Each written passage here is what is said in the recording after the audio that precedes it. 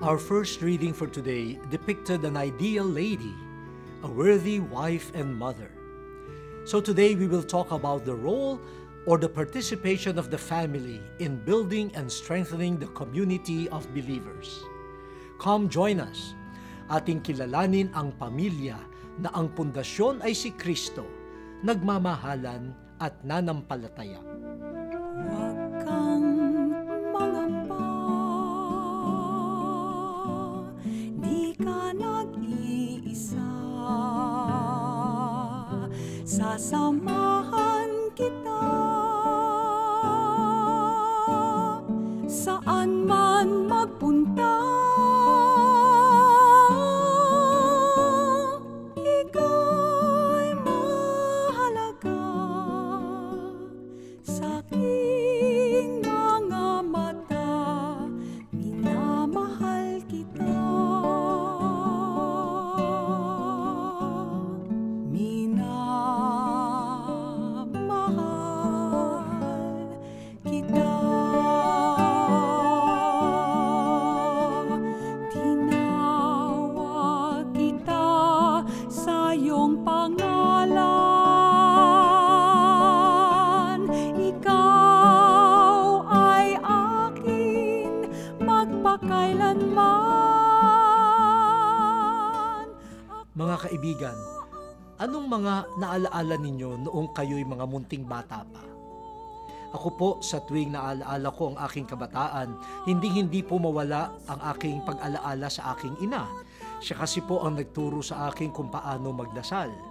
Habang ang aking tatay naman, masipag, malimit na nagpapaalaala na magpakabait kami at magmahalang magkakapatid.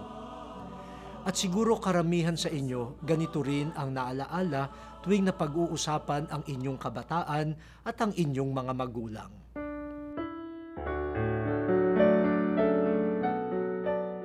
Our society says that the family is its basic building block, and the church too shares this vision. She says that the family is a domestic church, the church in the home. Hindi ba bago pa tayo matuto ng mga aralin sa paaralan, nariyan na ang ating mga magulang na nagturo sa atin kung paano magbasa, magbilang at magsulat. At sa ating tahanan din, tayo'y unang namulat sa ating pananampalataya. Ang mga magulang natin ang nagpabinyag sa atin, ang kasama natin sa First Communion, at ang lagi nating kasama sa pagsimba tuwing linggo.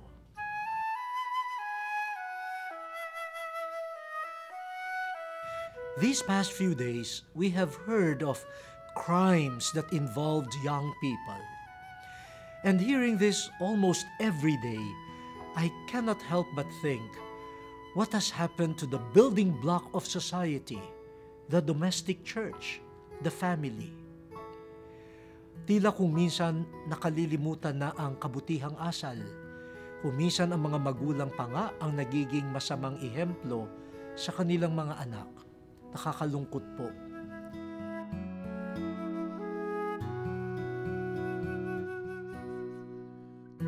You might ask, Bishop, what does the church say on the family? Our faith teaches us that the family is a sacrament or a sign of God's love for humanity. In the sacrament of matrimony and the ensuing family, we experience love which comes from God who is love.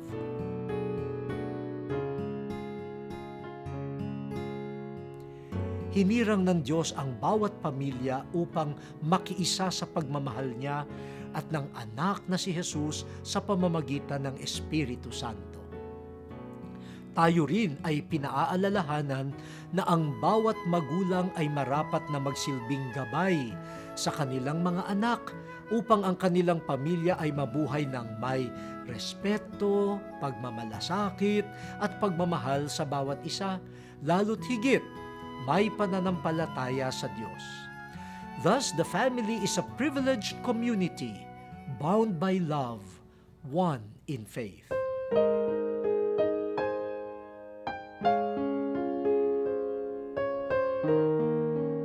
Parents are not simply providers of needs, but formators in values and virtues. Thus, we are taught that the parents are the ones responsible for teaching the children what is moral and what is evil. Kinakailangan na ang mga magulang ay may matibay na pundasyon upang sila ay magtulungan, maging mahusay ang pagpapalaki nila sa kanilang mga anak. May pagmamahal, may disiplina. Samantala, ang mga anak naman ay marapat na sumunod sa mga turo at pangaral ng kanilang mga magulang. The fourth commandment states, "Honor your father and mother. Give them due respect. Show them your gratefulness for all the years that they have made your life easy and comfortable. Make them feel that you love them." Sa Biblia, marami tayong mababasa ukol sa mga pamilya na sumunod sa mga kautusan ng Diyos, mga pamilya na tinupad ang mga iniatas sa kanila ng Diyos. Mapapansin ninyo siguro na karamihan sa mga tinawag ng Diyos upang kanyang maging lingkod ay yaong mga taong may magandang relasyon sa kanilang pamilya, katulad ni Noah.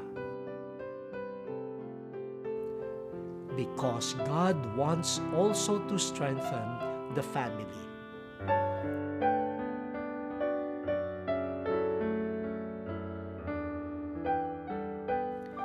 We hope that you have learned something from us today. To all the families listening to us every Sunday, may you find the calling of the Lord to be a domestic church and become a model to your neighborhood, just like the Holy Family of Joseph, Mary, and Jesus. Sa mga ama, tularan ninyo ang mabuting halimbawa ni San Jose. Siya'y naging laging handang umagapay kay Jesus at kay Maria, isang tunay na responsabling haligi ng tahanan at pananampalataya. Sa mga ilaw ng tahanan, tularan ninyo ang mga gawain ng Inang Maria. Maging mabuting ehemplo kayo at alagaan ninyo ang inyong pamilya. Maging liwanag sa kanilang landas ng pananampalataya. At para sa mga anak naman, katulad ni Jesus, tayo nawa ay maging masunurin at magalang sa ating ama't ina. Sundan natin ang daan na tinahak ni Jesus, ang daan ng kabanalan. Hangad ko na maging matagumpay kayo sa inyong misyon bilang pamilyang Kristiyano. Panibaguhin ang lipunan sa pamamagitan ng matatag na pamilya. Kasihan nawa kayo ng Ama, Anak, at Espiritu Santo. Amen. Till our next meeting, may the good Lord bless us all.